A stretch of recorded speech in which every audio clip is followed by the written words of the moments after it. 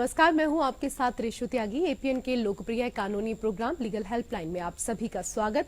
इसमें हमारे कानूनी विशेषज्ञ रोजमर्रा की जिंदगी की समस्याओं से जुड़े कानूनी मसलों पर आपकी शंकाओं का समाधान करते हैं।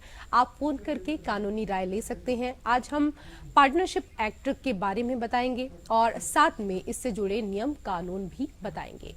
भारतीय साझेदारी अधिनियम 1932 या इंडियन पार्टनरशिप एक्ट 1932 पार्टनरशिप से संबंधित कानूनों को संकलित करता है और भागीदारी के व्यापार और वाणिज्य को निश्चिंतता प्रदान करता है।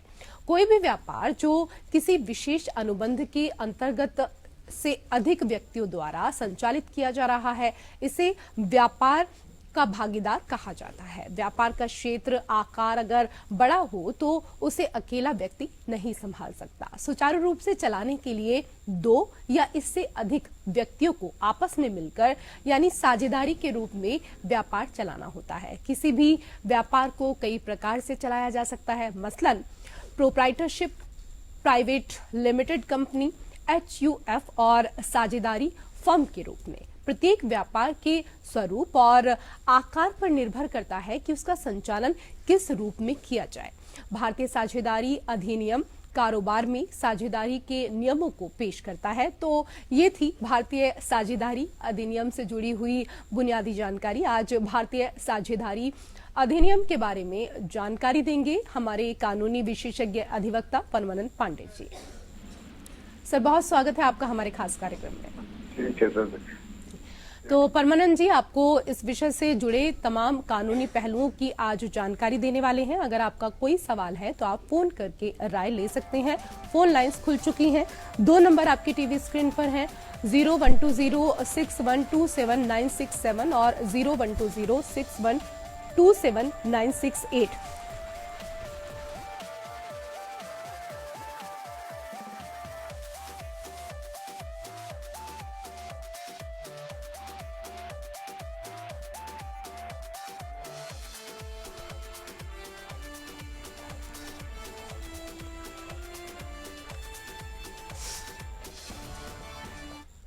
सर, सबसे पहले हमारे तमाम दर्शकों को ये बताएं कि पार्टनरशिप एक्ट क्या है और इसका मकसद क्या है। रेशु त्यागी जी, आपने काफी विस्तार से इस चीज को बता दिया जी कि ये इंडियन पार्टनरशिप एक्ट जो है ये 1932 का बना हुआ, अंग्रेजों के जमाने का जी। और एक चीज और बताएं कि इसमें कोई संशोधन नहीं हुआ, केवल छोटे मोटे संशोधन वो 1922 में और हुआ है, वरना कोई इसमें संशोधन नहीं है। वो जो करते हो वही चला आ रहा है। अब ये इसका उद्देश्य है कि कंपनी का आप फर्म को आप फॉर्म करें, उन्होंने उसको बना सकते हैं और कैसा उसका संचालन करेंगे ये आप बताए उसमें दिया जाता है, और कैसे कब जरूरत पड़ी तो उसको भंग भी किया जा सकता है। तो ये 3-4 उसके काम होते हैं। ये इंडियन पार्टनरशिप एक्ट जो साझेदारी नियम है 1932 का, वो इस चीज को डिफाइन करता है कि हम मान लीजिए एक कोई अब मैं बिजनेस चलाना चाहूं तो अकेले वो चलाऊंगा तो वो पार्टनरशिप नहीं बन पाएगा, लेकिन इसके लिए कम से कम 2 लोगों की जरूरत होती है और 2 लोग जब बन जाएंगे तभी जाकर के आप पार्टनरशिप प्रोग्राम कर सकते हैं। 2 लोग कैसे लोग होंगे? 2 लोगों से ज्यादा, 5 या 7 या 10 या 15 संख्या इसकी 50 से ऊपर सामान्य तौर पर नहीं जाती है, लेकिन ये होता है कि 2 लोग तो कम से कम होने। पार्टनरशिप का मतलब साझेदारी, साझेदारी का मतलब यह है कि एक से अधिक, एक ही रहेगा तो वो सोल प्रोप्राइटरशिप हो जाएगी, वो उसमें साझेदारी नहीं आएगी। साझेदारी को दिखाने के लिए जरूरी है कि एक से इतर व्यक्ति कोई और हो और 2 लोग हों कम से कम, तब जाकर के साझेदारी बनती है।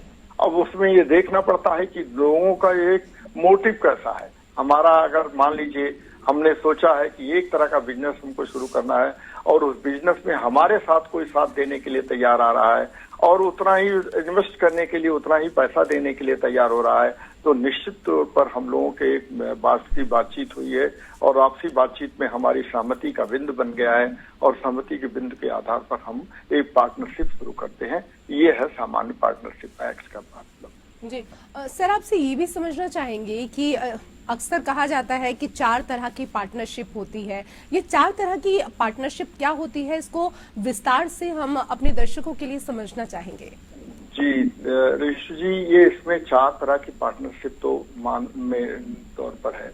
एक तो जैसे जनरल पार्टनरशिप है। जनरल पार्टनरशिप में जब आप करते हैं तो जो लोग पार्टनर होते हैं उनके मैनेजमेंट की जिम्मेदारी, उसमें खर्च बराबर आता है, उसमें एक दूसरे के प्रति एक दूसरा व्यक्ति जिम्मेदार होता है, और क्या कौन काम करेगा वो अपना विभाजित कर लेते हैं, और दोनों एक दूसरे को ये जनरल काम करते हैं। 2 हो 4 या 5 लोग, तो सब लोग अपने में काम विभाजित कर लेते हैं और वो उसी के अनुसार वो काम करते हैं। सबके बीच में एक ट्रस्ट बना होता है, सबके बीच में एक विश्वास की बात होती है, वो उसको अपने ढंग से जनरल पार्टनरशिप होती है। फिर वो अगर जनरल पार्टनरशिप मान लीजिए हो गई, तो उसके बाद अब आप क्या करेंगे, एक पार्टनरशिप में मान लीजिए कोई आदमी कोई नहीं रह गया, उसके घर का कोई माइनर आ गया, तो माइनर का पार्टनरशिप भी उसमें शामिल हो जाती है। लेकिन माइनर एक्ट में हमारे नहीं प्रावधान है कि वो एक्ट में शामिल हो जाए, लेकिन उसके बिहाफ पर कोई व्यक्ति अगर करना चाहता है तो वो करता है। तो ये तो हो गया एक तरह का जनरल में पार्टनरशिप में सबकी तरह से सब लोग जिम्मेदार होते हैं उसमें खर्च के लिए, उसमें सब लोग अकाउंट्स देते हैं, सब लोगों का खर्च इसमें तय होता है। ये तो जनरल पार्टनरशिप हो गई। और दूसरी पार्टनरशिप का कहने का मतलब ये है कि उसमें ये है कि अब आप लिमिटेड पार्टनरशिप हुई। लिमिटेड में मान लीजिए किसी व्यक्ति ने पैसा जमा कर दिया है, लेकिन वो पैसा जमा करने के बाद उसकी कोई जिम्मेदारी नहीं होती है कि वो रहे, और लिमिटेड है, वो एक तरह से वो थोड़ा मोड़ा उसमें सहयोग कर सकता है, और वो लाभ चाहे तो लाभ ले सकता है, और चाहे तो वो कहेगा कि हमारे पैसे की अदायगी आप करके जाइए। तो ये एक लिमिटेड पार्टनरशिप हो गई। और तीसरी तरह के लिमिटेड लायबिलिटी पार्टनरशिप हो गई। लिमिटेड लायबिलिटी में ये है कि वो उसमें हर व्यक्ति की एक लिमिटेड लायबिलिटी होती है। लिमिटेड एक होता है दायरा कि हमको इतना काम करना है, इतना काम हमको नहीं करना है, और उसमें लेकिन सबकी जिम्मेदारी होती है कि वो लायबिलिटी को पूरा करे, और सबको एक ईमानदारी के साथ करना पड़ता है। और चौथी जो पार्टनरशिप होती है वो लिमिटेड लायबिलिटी कंपनी LLC जिसको कहते हैं, कि वह समझौता एक तरह का होता है। उस समझौते में उनको पूरी तरह से जिम्मेदारी लेनी पड़ती है, और जिम्मेदारी का तात्पर्य यह है कि उनके खिलाफ मुकदमा भी किया जा सकता है। वो व्यक्ति शामिल होगा उस पार्टनरशिप में और उनके खिलाफ मुकदमा, और वो चाहे तो मुकदमे में शामिल हो सकते हैं। ये मुख्य तौर पर 4 तरह की लायबिलिटी ये पार्टनरशिप होती है। जी सर, आपसे ये भी समझना चाहेंगे कि एक आदर्श भागीदारी के आवश्यक नियम क्या कुछ होते हैं? देखिए, जब अब लॉ में तो ये कानूनी केवल बुकिश एक तरह की बात हो गई, लेकिन बुकिश नहीं, ये जब आम जीवन में जब पार्टनरशिप कोई बनाते हैं तो ये 4, 5, 6 चीजें खास तौर पर ध्यान में रखनी पड़ती है। इसका एक जैसे WHO आपने कहा ना, तो WHO मतलब वर्ल्ड हेल्थ ऑर्गेनाइजेशन, वैसे ही इसका एक एक्रोनिम बना हुआ है। एक्रोनिम मतलब वो उसमें पहला अक्षर रह करके और वो ढंग का उसमें ग्रोथ का मतलब ये है कि पहले तो आपको जनरल चीजें जाननी पड़ेगी। एक जनरल एग्रीमेंट होगा और इस चीज को रख दीजिए। और फिर दूसरा होता आर का मतलब पहले रिसर्च करिए। रिसर्च करने के बाद कौन लोग इसके साथ तैयार होने आते हैं और कौन नहीं आते हैं। और तीसरा चीज है कि ओ माने अब आप उसमें देखिए कौन चीज की आप करते हैं, कैसे उसको आगे बढ़ाते हैं। फिर एक डब्लू का मतलब यह है कि जो काम करने का सबका अलग अलग तरीका होगा, सब लोग उसमें रहेंगे। सबसे चीजें होती है टी मतलब मेजर है कि टी का तात्पर्य यह है कि ट्रस्ट। आप पूरी तरह से एक दूसरे के ट्रस्ट रखेंगे और हर एक व्यक्ति दूसरे के प्रति ट्रांसपेरेंट रहेगा, पूरा पारदर्शी रहेगा। वो कोई नई चीज जो करेगा तो भी हर पार्टनर को बताएगा, उसमें कोई किसी से कोई चीज छिपा के आप बात नहीं कर सकते हैं। ये तो टी हो गया। और यच होगा, यच माने आप उसको कहते हैं कि माने सब लोग एक दूसरे के प्रति कॉन्फिडेंस रखेंगे, उसमें कोई किसी के साथ धोखाधड़ी कोई बेईमानी की बात नहीं करेगा, ना कोई इस चीज का जिस तरह पर रिसर्च करके वो बनाई गई है कंपनी, जिस तरह पर पार्टनरशिप रखी गई है, उस पार्टनरशिप को पूरी तरह से अनुपालन करेंगे और उसमें कहीं कोई कमी कोताही नहीं करने पाएंगे। जी सर, ये भी समझना चाहेंगे साझेदारी पंजीकरण के लिए दस्तावेज कौन कौन से होने चाहिए, कौन से दस्तावेजों की आवश्यकता इस दौरान होती है? देखिए, साझेदारी का जो आप बनाएंगे, रजिस्ट्रेशन कराने जाते हैं, पंजीकरण कराने जाते हैं, तो पंजीकरण कराने के लिए तो सबसे जरूरी है कि कौन सी कंपनी आप शुरू करने जा रहे हैं, कौन सा बिजनेस, कौन सा बिजनेस फॉर्मुलेट कर रहे हैं, कौन सा बिजनेस आप करने जा रहे हैं, उस बिजनेस का पूरे बाइलाज बना लीजिए। ये क्योंकि पार्टनरशिप है ना, एक दूसरे के प्रति जानना चाहिए ना, दूसरे एक समझौते करेंगे, समझौता उस पर होगा, तो ये आप ये पहले तो ये बना लीजिए कि कौन क्या चीज करना है। फिर उस व्यक्ति का, दोनों चारों पांचों छह जितने लोग रहते हैं, उन सब लोगों का एक पैन कार्ड नंबर होगा। और सबसे जरूरी चीज ये है कि एड्रेस उसमें ये देना जरूरी होता है कि आप कौन सा एड्रेस दे रहे हैं, किसका एड्रेस दे रहे हैं, किस शर्त पर दे रहे हैं, कि इसमें किसका किराया देना पड़ेगा, कितना देना पड़ेगा, या अगर मान लीजिए किराए पर नहीं है तो किसी व्यक्ति का है, तो वो व्यक्ति किस आधार पर उसको दे रहा है। तो ये एक तो सबसे जरूरी चीज ये है कि वो पैन कार्ड दीजिए, पैन कार्ड के बाद बाइलाज बना लीजिए, बाइलाज के बाद आप उस पे कौन सा एड्रेस होगा उस एड्रेस को दीजिए। फिर आप इस चीज को बताइए कि हम क्या काम करने जा रहे हैं, कौन सा बिजनेस शुरू करने जा रहे हैं। ये चीज का 3-4 चीजें खास तौर पर होती हैं, ये रजिस्ट्रेशन के समय वो मांगते हैं। रजिस्ट्रार को जरूरी चीजें होती हैं, अगर ये नहीं पूरी की गई तो रजिस्ट्रार उसका रजिस्ट्रेशन नहीं करता। एक चीज लगे हाथ आपको ये भी बता दें कि इंडियन पार्टनरशिप एक्ट में रजिस्ट्रेशन कराना कोई जरूरी नहीं होता, लेकिन एक बार अगर आपने कंपनी बिजनेस शुरू कर दिया है तो उसके लिए चूंकि ऑडिट का देना पड़ता है, सारी चीजें देनी पड़ती हैं, तो इस नाते उसका रजिस्ट्रेशन कराना बाद में जरूरी होता है। लेकिन बिजनेस शुरू करने के पहले इसके रजिस्ट्रेशन कराने की कोई बाध्यता नहीं है, ये वॉलेंटरी है, माने स्वेच्छा से आप कराना चाहें तो कराएं, नहीं तो ये कोई मैंडेटरी माने अनिवार्य रूप से ये आवश्यक नहीं है। जी सर, हमारे दर्शकों को ये बताएं कि समझौता करार क्या होता है और किन नियमों से ये संचालित होता है? जी देखिए, समझौता और करार ये बताया जाता है ना, कहते हैं ना कि दोनों एक दूसरे का आपसे अदला बदली भी हो सकती है। समझौता और करार दोनों लगभग एक ही चीज हो जाती है, लेकिन ये इसमें कहते हैं कॉन्ट्रैक्ट एग्रीमेंट, इसको अंग्रेजी में कहते हैं कॉन्ट्रैक्ट एग्रीमेंट।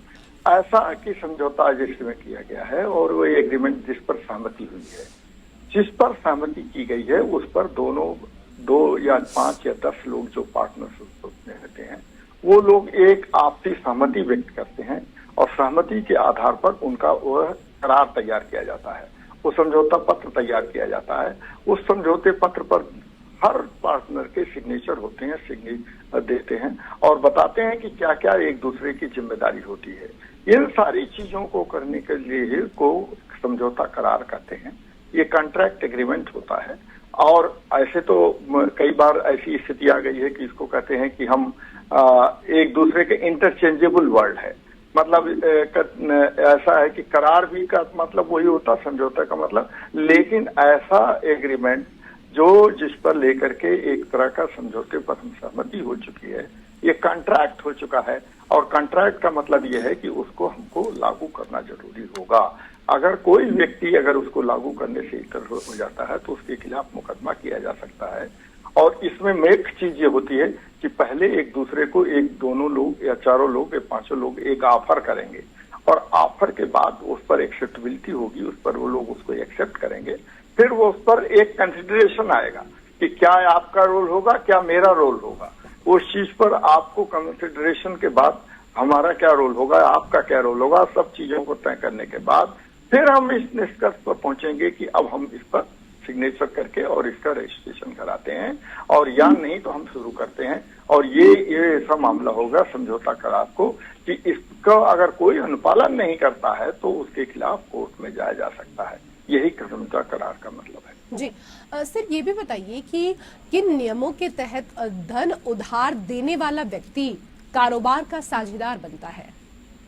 देखिए, ऐसा है कि कोई व्यापार शुरू करने के पहले या कुछ भी कोई फर्म शुरू करने के पहले ये बात जरूरी हो जाती है कि धन जरूरी है। धन एक मुख्य बात है, जब धन ही नहीं रहेगा तो फिर व्यापार किस ढंग से शुरू होगा या कोई पार्टनरशिप कैसे चलेगी। तो धन के लिए हम किसी आदमी से मान लीजिए धन लेते हैं, या तो आप लोग जो पार्टनर हैं वो अपना एक इक्वल अमाउंट सब लोग मिलाएं और वो अपने या साझे मान लीजिए कोई 10 लगाए, कोई 15 लगाए, कोई 50 लगाए, इस ढंग से उसको पूरा करते हैं।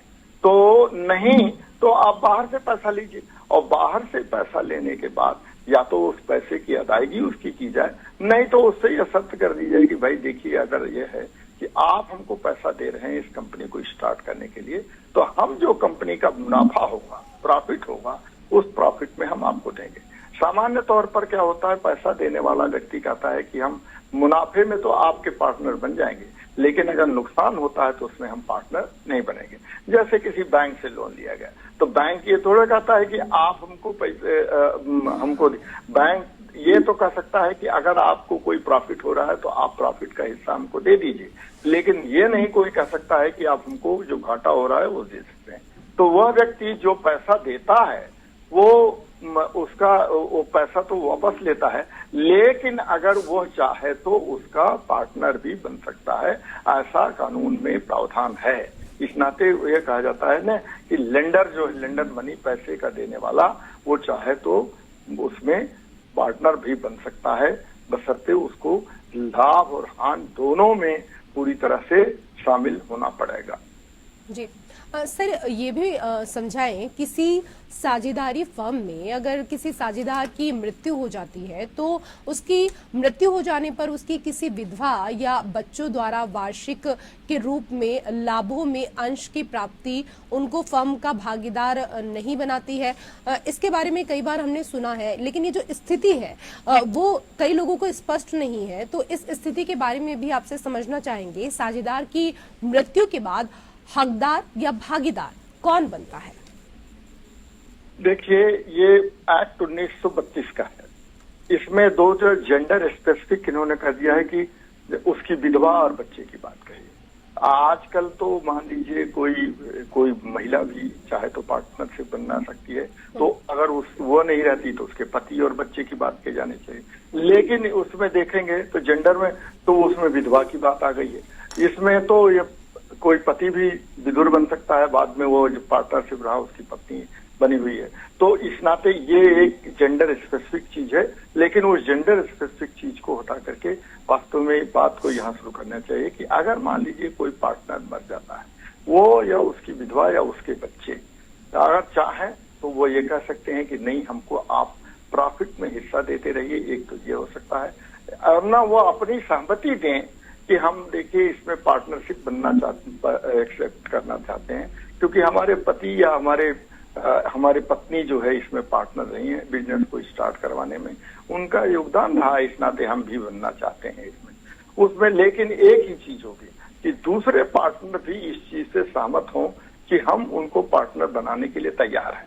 मान लीजिए अगर 10 पार्टनर हो गए हैं और 10 पार्टनर में से मान लीजिए कोई पार्टनर कहता है कि नहीं, हम उनको लाभ में तो हिस्सा दे देंगे, प्रॉफिट में तो हिस्सा दे देंगे, लेकिन हम पार्टनर नहीं बनाएंगे, तो जहां वहां आपत्ति आ जाएगी तो फिर उस पर क्या होगा कि वोटिंग होगी और वोटिंग में जिसको ज्यादा मत मिल जाएगा उसके आधार पर तय किया जाएगा। लेकिन ये सबसे जरूरी चीज होती है कि उसमें विधवा या उसके बच्चों या उनके विधुर या उनके उसके बच्चों को भी इस चीज को पूछा जाए कि क्या आप इसमें शामिल होना चाहते हैं या नहीं। अगर वो शामिल होना चाहते हैं तो लोगों से राय लेकर के और आप इसको उनको पार्टनर बना सकते हैं, अन्यथा उनको लाभांश देते रहेंगे। यही ये नियम है।